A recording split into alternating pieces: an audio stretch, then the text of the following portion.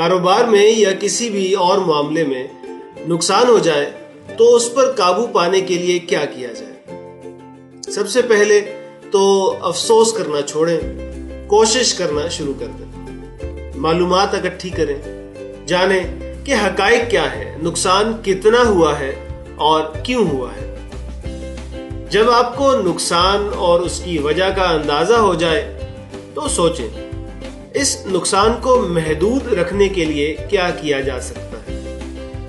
یاد رکھیں، ہر مسئلے کا حل موجود ہوتا ہے، آپ کا کام اس حل کو تلاش کرنا ہے۔ جب آپ ایک بار حل تلاش کر لیں گے تو خود سے 3 سوال پوچھیں۔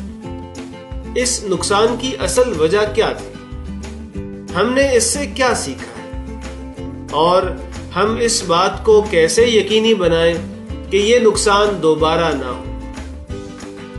کامیابی کا ایک طریقہ یہ بھی ہے کہ آپ آنے والے حالات کے بارے میں سوچتے رہیں۔ خود سے پوچھیں کہ آپ کے کاروبار میں یا ذاتی زندگی میں کیا نقصان ہو سکتا ہے اور پھر اس سے بچنے کی منصوبہ بندی کریں۔ خود میں یہ سوچنے کی عادت ڈالیں کہ اگر کوئی بحران پیدا ہو گیا تو پھر کیا کیا جائے گا۔ اندازہ لگائیں کہ سب سے برا کیا ہو سکتا ہے اور پھر ہر ممکن کوشش کریں کہ ایسا نہ ہو۔